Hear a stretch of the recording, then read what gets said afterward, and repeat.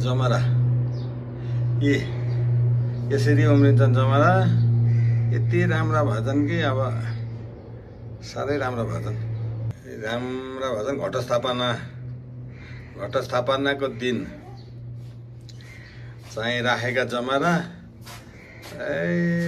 कति राम्रो भएर आएछन् अनि अब आज चाहिँ कोजागत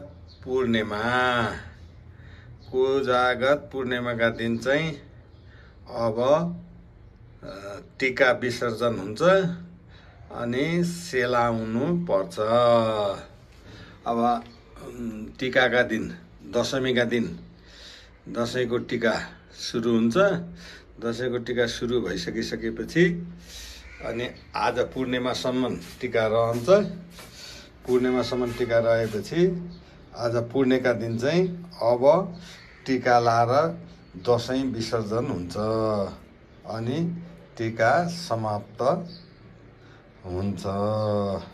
आजको दिनबाट दशैं सकियो।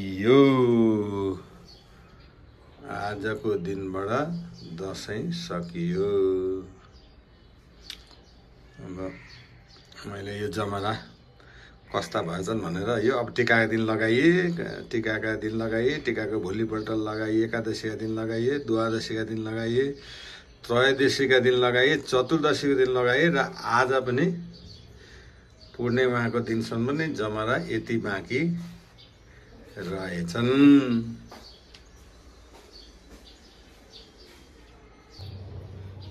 अब यी बाँकी रहेका जमरा अब आज सेलाउने भएको हुनाले यिनले अलिअलि काटेर के गर्नु लागेको पनि अब काटेर अहिले यहाँ विसर्जनको टीका लगाउने भएर यहाँ काटेर राख्दैछन्। मजाले उम्रेका रहेछन्, उम्रिन नि।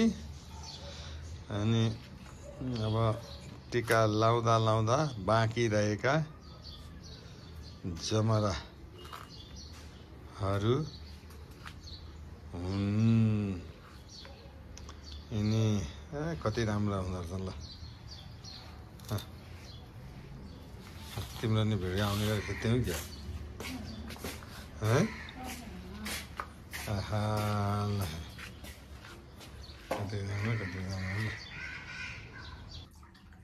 ल आज कोजागत पूर्णिमा।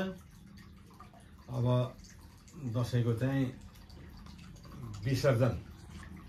ल सुख शान्ति ऐश्वर्य प्राप्ति होस्, कल्याणै कल्याण होस्, रोग व्याध केही नलागोस्, सबैतिरबाट सुख शान्ति नै शान्ति होस्। अनि अब दशैंको आज कोजागत पूर्णिमा अनि दशैं विसर्जन अनि त्यसपछि अब दीपावलीको चाहिँ आजैबाट सुरुवात भयो। फेरि दीपावली अब सुरु भयो। ल राम्रो होस्। अब जमरा लाउने आज नि